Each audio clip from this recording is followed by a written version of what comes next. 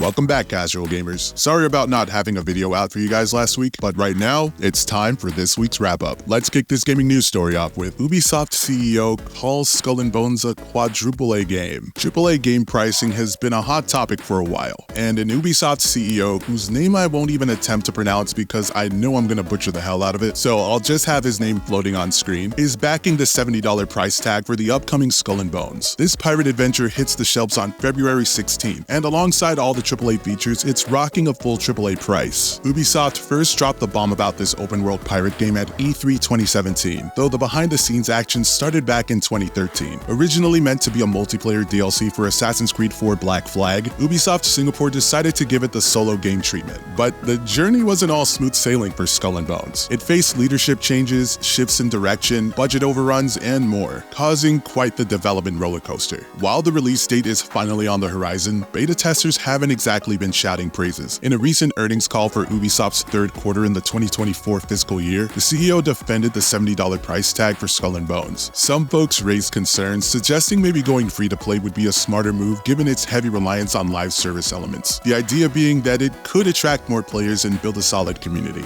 The CEO ain't buying it though. He argues that the game size justifies the full upfront cost, calling it a really full quadruple-A game that will deliver in the long run. I'm not sure about that one, Chief. These comments came in response to a caller expressing worries about Skull and Bones' price tag. The caller suggested that going free-to-play might draw in more players and create a dedicated community, contrasting with the $70 price tag that could limit the player base. But the CEO isn't swayed. While the Ubisoft CEO sounds confident, it's hard to say if it's all justified. Back in December, beta testers were reportedly bailing on Skull and Bones due to boredom, with one tester quitting after just 1 hour. They griped about missing features like sword fights, lackluster quests, awkward dialogue, and were generally unhappy with the core ship combat. Although that was 2 months ago, it's still unclear how much has changed since then. Some sort of good news is, if you want to form your own opinion, the Skull and Bones open beta kicked off on February 7th and runs until 6 p.m. Eastern, 3 p.m. Pacific time on February 11th. The beta supports crossplay on PC, PlayStation 5, and Xbox Series X and S, and your progress carries over to the full game. If you're splurging on the $100 premium edition, you can also dive into Skull and Bones 3 days early. What are your guys' thoughts on the Ubisoft CEO calling this game a Quadruple-A game? I think he might be hyping it up a bit too much. I played the open beta, and I personally wasn't too impressed with what I was playing. But for those of you who have been looking forward to this game, and for those of you who have played the open beta, let me know your thoughts in the comments. Some major leaks for Suicide Squad Kill the Justice League Season 1. Spoilers ahead for those of you who haven't yet played or don't want to know anything about the Suicide Squad Kill the Justice League story. There's a new leak that's giving us a sneak peek into what's coming up in the DLC for Suicide Squad Kill the Justice League in Season 1 and beyond. So Rocksteady's latest DC Comics-based game is shaking things up compared to the Batman Arkham series. The big difference? Suicide Squad is going for a live service model, dropping new content in waves over time. Now, it's definitely no surprise that not everybody's on the same page about this. Some might be excited to get regular doses of Arkhamverse goodness, while others probably can't help but think of Marvel's Avengers' less than stellar run. Suicide Squad Kill the Justice League is set to spice things up with new playable characters, story missions, and more. First batch hits in March, featuring an alternate universe Joker that's a far cry from the one we know from Batman Arkham games. The leaks are flooding in though, suggesting Deathstroke, a female Mr. Freeze, and Killer Croc might be causing havoc in Metropolis down the line. Now, over on Reddit, a user by the name of Architect dropped a screenshot from the game's files, listing potential DLC for Suicide Squad Kill the Justice League in Season 1 and beyond. Things like customization options inspired by characters like Two-Face, Ra's al Ghul, and Gentleman Ghost, plus alternative outfits including classic Twitch drop and Metallica looks for the Joker and Gentleman Ghost, as well as homemade Justice League and Wayne Tech themed gear for other characters. Season 2's dropping a Brainiac Superman boss fight, Firefly themed Notorious grenades, and something called Nora Freeze in a pod. This leak backs up the rumors that the Justice League survived the main game events. One mission even hints at players having to protect the Flash, and yeah, Green Lantern and Batman are making a comeback in interesting ways. There'll also be new unlockable villain synergies themed after iconic Arkhamverse villains, with Season 1's appearing to be modeled after the Scarecrow. Season 2's could reportedly take place after Firefly, Season 3's might be themed after Catwoman, Season 4's could be inspired by Mr. Freeze, and Season 10's apparently theming its leaked names after Ra's al Ghul. The DLC seasons are gonna toss in features like photo mode and new in-game weather like thunderstorms and falling hail. Keep in mind though, this is all from the leaks. None of it's officially confirmed, so it's still best to take all of this with a grain of salt. Well, for those of you who enjoy and have played the Suicide Suicide Squad, of course. So,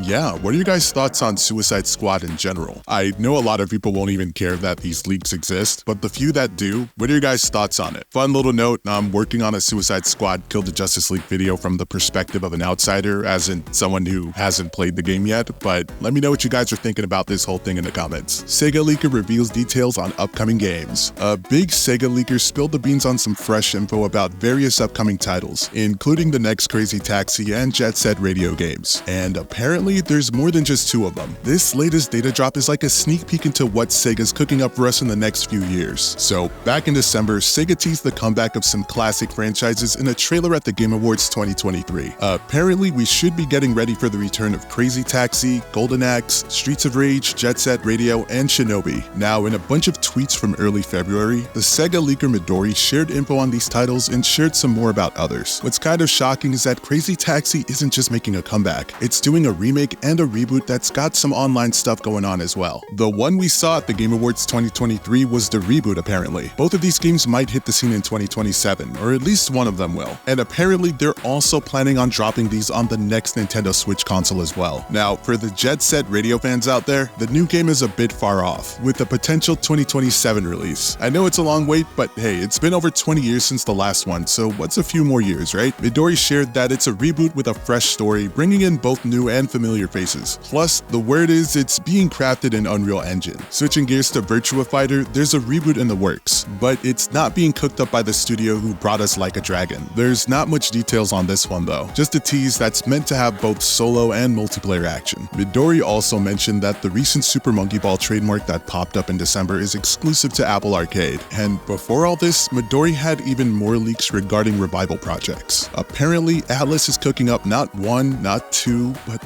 3 Persona remakes, and there's a remaster of a PS2-era Shin Megami Tensei game, and it's being speculated that it might be the 2004 Digital Devil Saga. So there's a lot to stay tuned in for when regarding Sega for sure. What are your guys' thoughts on these Sega leaks? Do any of these remakes have you guys excited? Are you guys just tired of leaks in general and wish that more official announcements were made? Let me know what you guys are thinking in the comments. Alright guys, it's time for the games coming out next week.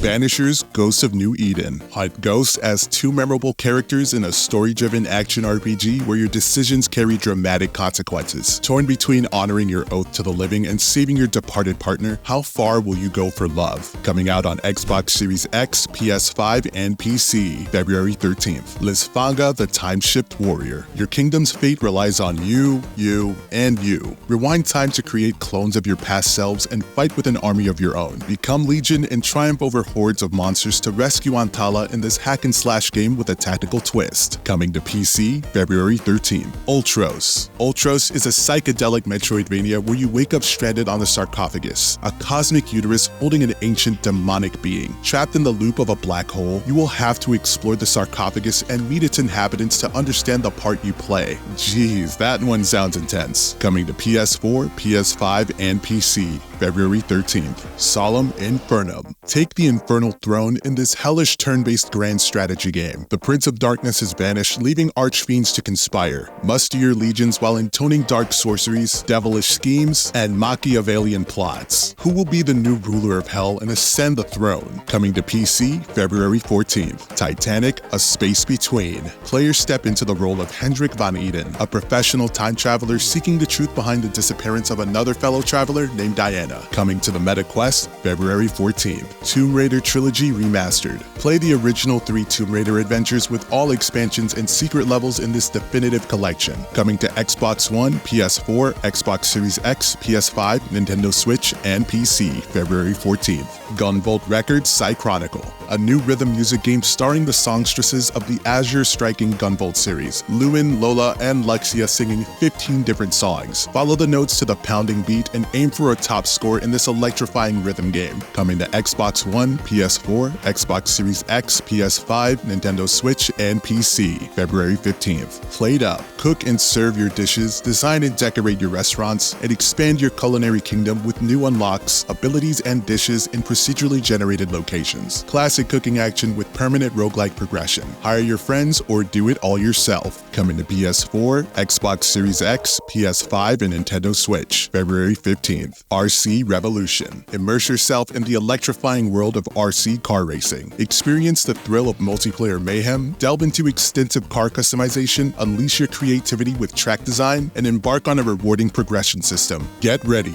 your track awaits. Coming to PC February 15. Survivorman VR: The Descent, a gripping reality-based survivor simulator set in the Canadian Arctic with survival expert Les Stroud. After narrowly surviving a helicopter crash in the mountains, use your skills, smarts, and creativity to battle the elements and save your own life before you freeze to death or worse. Coming to PSVR 2 and PC VR February 15th. Mario vs. Donkey Kong. Donkey Kong has stolen all the mini Mario toys from the factory, and it's up to Mario to get them back. Run, jump, and backflip your way to retrieving them across over 130 levels in this puzzle-style twist on classic platforming action. Coming to Nintendo Switch February 16th. And finally, Skull and Bones. Enter the perilous world of Skull and Bones, where you play by your own rules to rise from a nobody to become the most fearsome pirate kingpin. Coming to Xbox Series X, PS5, and PC February 16th. Thanks again for stopping by, guys. As always, if you enjoyed this content, please be sure to like, share, and subscribe, and I'll see you in the next video. Until then, this has been your friendly casual gamer, hoping that you stay as casual as I do, and I'll see you next time.